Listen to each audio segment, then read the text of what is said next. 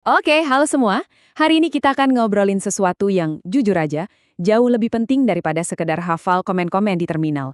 Kita bakal ngebahas soal pola pikir, mindset, yang benar-benar misahin antara seorang pemula sama sistem administrator yang profesional, tipe yang dicari-cari sama industri.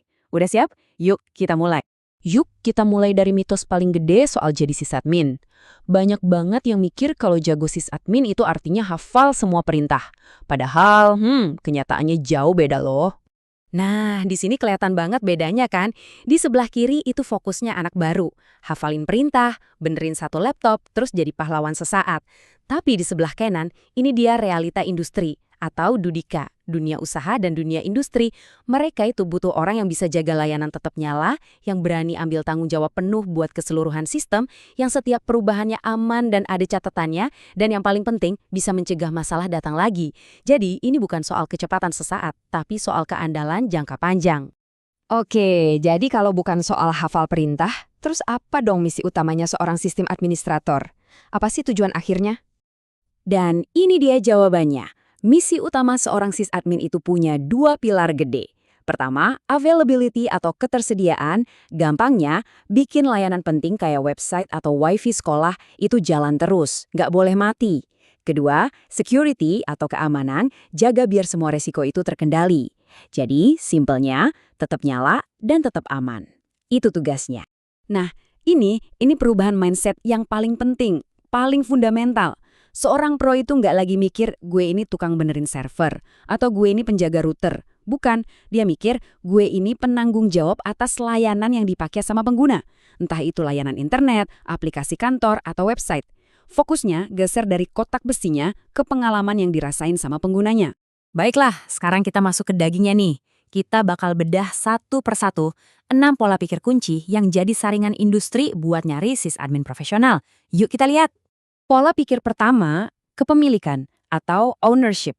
Bayangin deh skenario ini. Lagi tegang-tegangnya ujian online, wifi sekolah tiba-tiba mati total. Kacau kan? Nah, orang yang biasa-biasa aja mungkin bakal lempar-lemparan. Ini bukan kerjaan gue. Tapi seorang profesional, dia langsung maju. Dia yang ambil alih, dia yang cari masalahnya, karena dia ngerasa layanan itu adalah tanggung jawab dia. Oke, mindset kedua ini bisa kita mulai dari kutipan yang tajam banget ini. Sysadmin paling bahaya itu bukan yang nggak tahu apa-apa, tapi justru yang ngerasa paling pinter dan nekat ngerjain sesuatu tanpa prosedur. Intinya apa? Keandalan itu jauh lebih penting daripada jadi pahlawan. Industri itu nggak butuh koboi yang gerak cepet tapi berantakan dan malah ngerusak hal lain. Mereka butuh orang yang stabil, yang bisa diprediksi. Tujuannya bukan buat jadi pahlawan dadakan, tapi buat bikin sistem yang saking bagusnya sampai nggak butuh pahlawan sama sekali. Mindset ketiga kita bisa dirangkum dalam satu kalimat pendek, tapi dalam banget. Gejala itu bukan penyebab. Misalnya nih, ada yang lapor internetnya lemot, orang awam mungkin berhenti di situ. Tapi seorang pro, dia tahu ini cuma gejala. Dia langsung jadi detektif. Dia mulai mikir, apa DNS-nya yang lambat ya?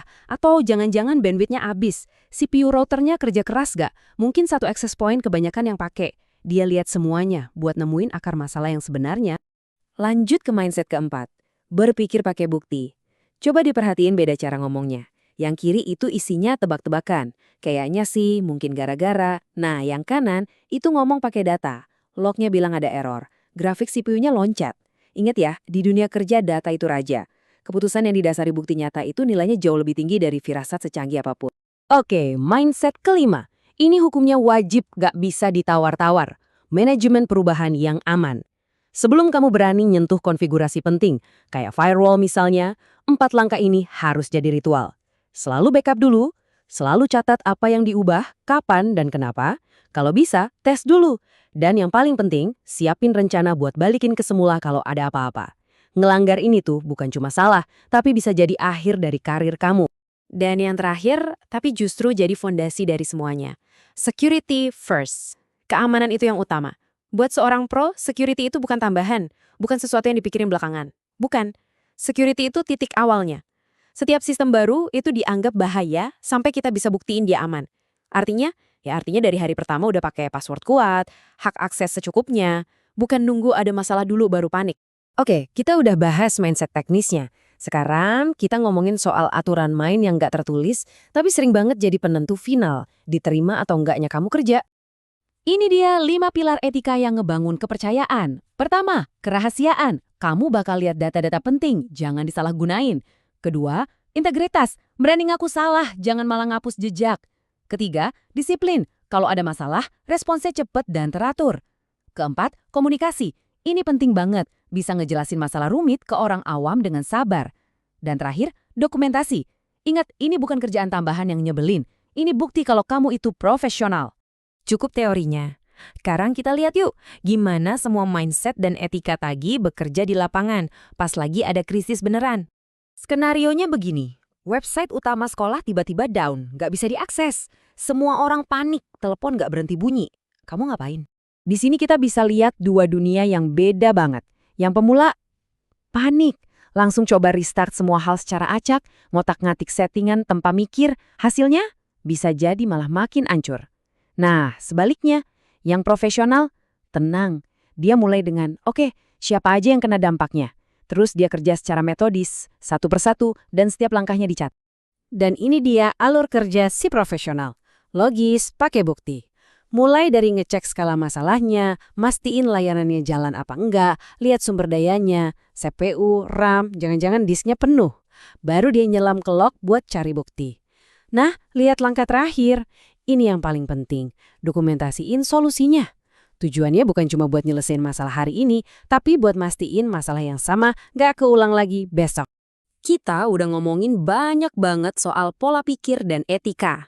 Tapi mungkin ada yang nanya, kenapa sih harus belajar ginian dulu? Kenapa nggak langsung belajar komen Linux yang canggih-canggih? Jadi, kenapa fondasi mindset dan etika ini harus dibangun duluan? Kenapa ini lebih penting? Jawabannya simple, tapi krusial banget. Karena kepercayaan itu mata uang paling berharga di industri ini. Serius deh, perusahaan manapun bakal lebih milih orang yang mungkin belum hafal semua komen, tapi kerjanya hati-hati, aman, dan bisa dipercaya. Ingat ini baik-baik. Skill teknis itu bisa diajarin, tapi integritas dan kehati-hatian itu karakter. Jadi sebagai penutup, saya mau ninggalin satu pertanyaan buat kamu renungin. Dari 6 mindset yang tadi kita bahas, kepemilikan, keandalan, berpikir sistem, pakai bukti, manajemen perubahan, dan keamanan, mana satu yang bakal kamu fokusin buat dilatih mulai minggu ini? Jawaban kamu atas pertanyaan itu yang bakal nentuin langkah awal kamu jadi seorang profesional sejati.